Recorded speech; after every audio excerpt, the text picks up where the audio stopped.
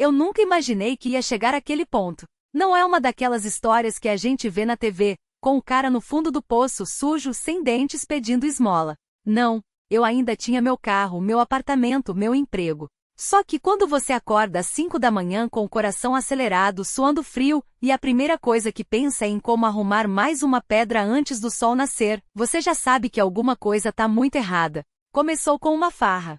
Só uma. Todo mundo já ouviu essa desculpa, né? Mas é verdade. Eu tinha 22 anos, trabalhava numa concessionária vendendo carros usados, ganhava bem. Não era rico, mas dava pra curtir. Um dia, depois de fechar uma venda grande, um cliente me levou para um bar na Vila Madalena. Não era meu tipo de lugar, cheio de gente alternativa, mas o cara era legal, pagou tudo. Aí apareceu a Coca. Não foi nem ele que ofereceu, foi um conhecido dele, um cara magro, de óculos, que parecia mais professor do que traficante. Experimenta, irmão, isso aqui é pra abrir a cabeça. Eu já tinha fumado maconha, tomado álcool, mas cocaína? Nunca. Mas na hora, com a música alta, as risadas, a sensação de que tudo era possível, eu pensei, asterisco por que não, asterisco. O primeiro trago foi estranho, ardido, amargo. Mas em 5 minutos eu tava voando. Não era só euforia, era como se meu cérebro tivesse sido ligado numa tomada de 220 V. Eu falava sem parar, via cada detalhe do ambiente, cada cor, cada som.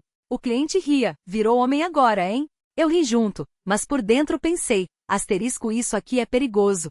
Asterisco, só que no dia seguinte, eu já tava querendo repetir. Não foi imediato, não. Primeiro foi só nos finais de semana. Aí passou a ser nas quintas, quando o movimento no trabalho tava fraco. Depois nas terças, pra espantar o cansaço. Até que um dia eu acordei e percebi que não tava mais controlando nada. A Coca é que tava me controlando. O pior é que ninguém notava. Ou fingia não notar. Minha mãe achava que eu tava trabalhando demais, meu chefe pensava que eu era ambicioso. Só a minha namorada, a Ana, começou a desconfiar. Ela perguntava por que eu sumia no banheiro tanto tempo, por que meu nariz ficava vermelho, por que eu acordava com olheiras fundas. Eu inventava desculpas, alergia, insônia, estresse. Uma vez ela revirou minha bolsa e encontrou um canudinho de plástico com resíduo branco. Eu disse que era de um amigo, que eu tava guardando pra jogar fora.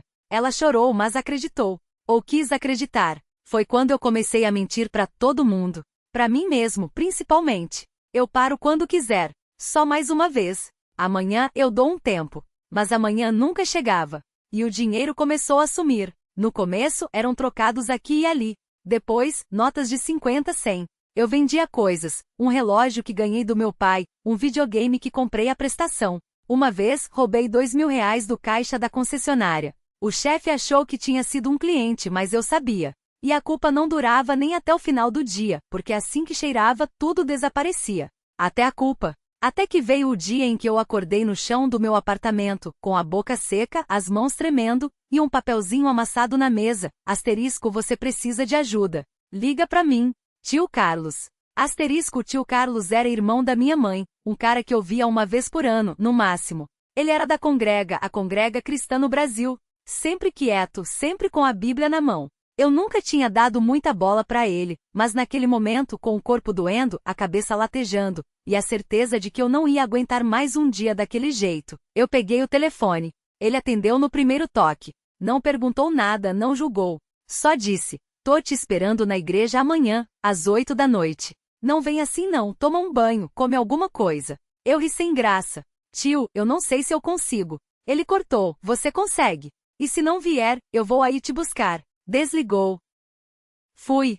Não porque eu acreditava que ia adiantar alguma coisa, mas porque não tinha mais pra onde correr. A igreja era simples, sem frescura. Paredes brancas, bancos de madeira, umas mulheres de vestido longo, homens de camisa social. Ninguém me olhou torto. O tio Carlos me levou pra um canto e sentou do meu lado. Você não precisa falar nada agora. Só ouve. E eu ouvi. Era um culto normal, mas tinha algo diferente. Não era aquele negócio de grite. O pastor falava baixo, como se estivesse contando uma história só pra gente. Não tinha aquele tom de voz esganiçado que eu já tinha ouvido em outros lugares, nem música alta demais pra disfarçar o vazio. Ele só falava de um cara que tinha sido traído, espancado, abandonado por todo mundo e ainda assim não desistiu. Não era uma daquelas pregações que te fazem se sentir pior por não ser bom o suficiente. Era só um relato seco, quase como se fosse um caso de bar, só que sem cerveja. O tio Carlos não tirava os olhos de mim. Não era um olhar de julgamento, era mais como se ele estivesse medindo minhas reações, esperando alguma coisa rachar. Eu ficava olhando para o chão, cutucando umas lascas soltas no banco de madeira. Até que o pastor falou uma coisa que me fez levantar a cabeça. Às vezes a gente acha que tá sozinho porque merece, mas não é bem assim. Às vezes a gente tá sozinho porque os outros também tão quebrados, e ninguém sabe como se aproximar sem machucar mais ainda. Aí eu senti o peito doer. Não era uma dor de choro, era uma dor de socar a parede, de gritar até a garganta arder. Mas eu não fiz nada disso. Só apertei os dedos no banco até as juntas doerem. Quando acabou, o tio Carlos não me pressionou. Só disse: vamos? Saímos em silêncio. O ar da noite estava úmido, grudento. Eu não sabia o que dizer, então falei a primeira coisa que veio na cabeça. Aquilo ali foi pra mim? Ele deu de ombros, mas tinha um sorriso pequeno no canto da boca. Se serviu, foi. Se não serviu, a gente tenta outra coisa amanhã. Andamos até o carro dele, um Gol velho com o banco rasgado. Ele abriu a porta do passageiro e tirou um maço de cigarro amassado do bolso. Quer um? Balancei a cabeça. Ele acendeu o dele e soltou a fumaça devagar. Você não precisa decidir nada agora. Mas se quiser, amanhã a gente vai num lugar que eu conheço. Não é igreja, não é terapia, não é nada disso. É só um lugar onde os caras não vão te encher o saco. Que lugar é esse? Uma oficina. Tem uns amigos meus que consertam moto. Às vezes a gente fica lá, mexendo em coisa, falando merda, tomando uma gelada. Sem pressão. Eu não respondi. Mas quando ele ligou o carro, não pedi pra ele me deixar em casa. Só fiquei olhando pela janela, vendo as ruas passarem, os postes de luz piscando como se estivessem com defeito. Chegamos na oficina quase meia-noite. Era um galpão grande, com as portas abertas, luz amarela pendurada no teto. Tinham 3 caras lá dentro, um gordo com uma barba que parecia uma vassoura, outro magro demais com os braços cheios de tatuagem, e um velho de óculos que estava limpando uma peça de motor com um pano sujo. Todos levantaram a cabeça quando a gente entrou. Olha quem o vento trouxe, disse o gordo, sorrindo. Carlos, seu filho da mãe, sumiu faz quanto tempo? Não sou filho da mãe não, seu porco. E trouxe um amigo. Os olhos deles viraram para mim. Não foi daquele jeito incômodo, como se estivessem me avaliando. Foi mais como se estivessem só confirmando que eu existia. Valho, disse o magro, estendendo a mão. Eu sou o D. Esse aí é o Buiú, e o velho ali é o seu Nelo. Apertei a mão dele sem saber muito o que dizer. O seu Nelo só acenou com a cabeça e voltou pro motor. Tá precisando de ajuda com alguma coisa, menino? Perguntou o Buiú, coçando a barba. Não sei, respondi porque era verdade. Então senta aí e fica quieto, disse o D, jogando uma cadeira de plástico pra mim. A gente não mordemos. Só se você mexer nas nossas ferramentas. O tio Carlos pegou uma cerveja na geladeira velha que tava num canto e jogou uma pra mim. Eu segurei a lata gelada, sentindo o suor escorrer pelos dedos. Não bebi ainda. Só fiquei olhando eles trabalharem, ouvindo o som das chaves de fenda batendo no metal, o rádio tocando um samba antigo baixo demais pra atrapalhar. Ninguém me fez pergunta. Ninguém falou de Deus, de família, de futuro. Só o seu Nelo, depois de um tempo, olhou pra mim por cima dos óculos e disse: motor é como gente, rapaz. Se deixar parado muito tempo, enferruja. Se forçar demais, quebra. Tem que encontrar o ritmo. Eu não sabia se aquilo era uma metáfora ou só um cara falando de motor, mas assenti mesmo assim. Ficamos lá até o sol começar a nascer. Eu não falei quase nada. Só bebi 2 cervejas, ouvi eles contarem umas histórias sem graça, e quando Zé Maria imitou o jeito que o prefeito andava depois de beber, todo torto, como se tivesse um pé mais curto que o outro. O seu Nelo cuspiu no chão e disse que o homem não prestava mesmo sóbrio, imagine bêbado. Ninguém discordou. Saí de lá com o cheiro de graxa grudado na camisa e as mãos sujas de óleo. O céu já clareava, aquela luz cinza que antecede o sol forte. Caminhei sem pressa, os pés pesados, como se ainda estivesse sentindo o balanço da cadeira de plástico da oficina. Quando passei pelo bar do Chico, ele estava varrendo a calçada e me chamou. Ei, garoto, tá com cara de quem não dormiu. Quer um café? Balancei a cabeça, mas ele já estava enchendo um copo de plástico com aquele café grosso queimado que só bar de beira de estrada faz. Tomei de um gole só, sentindo a queimação descendo pela garganta. O Chico me olhou com aquele sorriso meio torto, de quem já viu muita coisa passar pela porta do seu estabelecimento. Tá procurando o quê, hein? Não respondi. Não sabia direito. Ele não insistiu, só deu uma batidinha no balcão com a mão cheia de cicatrizes e voltou a varrer. Fiquei ali um tempo, vendo as pessoas começarem a circular. O padeiro com a bicicleta cheia de sacolas, a dona Maria arrastando o carrinho de compras, o motorista do ônibus escolar buzinando para avisar que estava na hora. Andei mais um pouco até chegar no ponto onde o asfalto acabava e a estrada de terra começava. Lá no fundo, além dos eucaliptos, dava para ver o telhado da casa da minha avó, meio escondido pelas árvores. Fiquei parado com as mãos nos bolsos, olhando. Não era saudade, não exatamente. Era só uma coisa que doía sem ter nome. Um carro buzinou atrás de mim. Era o seu Antenor, com a caminhonete cheia de galinhas vivas. Ele abaixou o vidro e gritou: "Vai subir ou não, rapaz? Tô indo pra lá." Subi sem pensar. O banco cheirava a milho e pena. As galinhas cacarejavam no espaço atrás, como se estivessem reclamando do sol que já começava a esquentar. O seu Antenor não falou nada no caminho, só assobiava uma música que eu não conhecia. Quando passamos pelo cruzeiro de madeira na entrada da vila, ele fez o sinal da cruz sem tirar as mãos do volante. "Sua avó tá bem", disse de repente.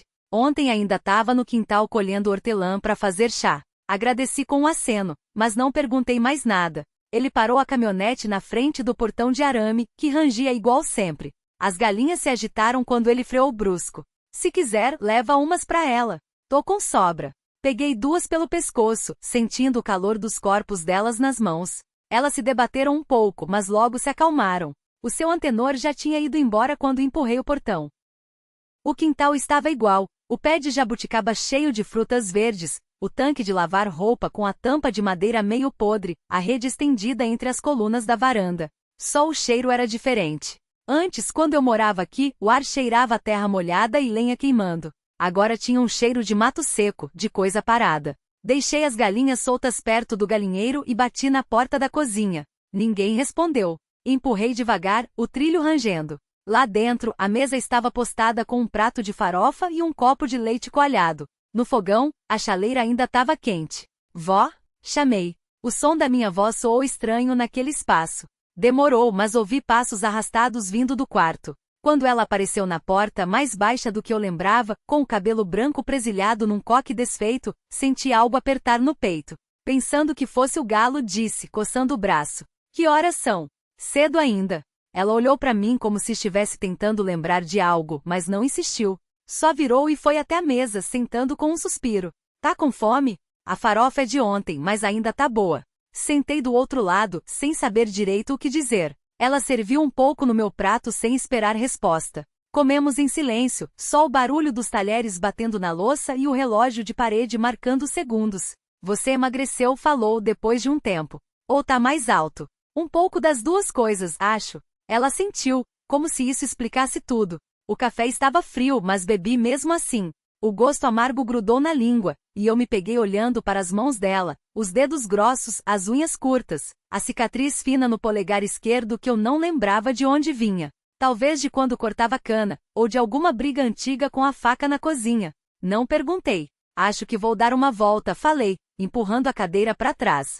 Ela não ergueu os olhos do prato. "Tá bom, mas não demora que o sol hoje tá quente." Saí pela porta dos fundos, onde o cheiro de terra molhada ainda subia do chão. O céu estava claro, daquele azul pálido que antecede o calorão. Caminhei até o pé de manga, encostei a mão no tronco áspero. As frutas ainda verdes balançavam levemente com a brisa. Lembrei de quando subia nele para colher as maduras, os pés escorregando nos galhos, a voz dela gritando de baixo para eu tomar cuidado. Do lado da casa, o curral vazio. O cheiro de esterco seco misturado com capim seco. O boi velho tinha morrido no inverno passado, e ela não comprou outro. Disse que não valia a pena. Fiquei ali um tempo, olhando as tábuas soltas do cerca, o mato crescendo onde antes tinha trilha. Alguma coisa coçou minha perna, uma formiga talvez. Afastei com um chute fraco. Quando voltei, ela estava na varanda, varrendo os restos de folhas secas. O som da vassoura arranhando o cimento era regular, quase hipnótico. Parei no degrau, sem saber se devia ajudar ou só ficar quieto. "O menino dos Seixas passou aqui ontem", ela falou, sem parar de varrer. "Perguntou por você." "O que ele queria?" "Não disse. Só falou que estava procurando serviço na cidade e ia passar uns dias na casa da tia." "Você não tem mais contato com ele?"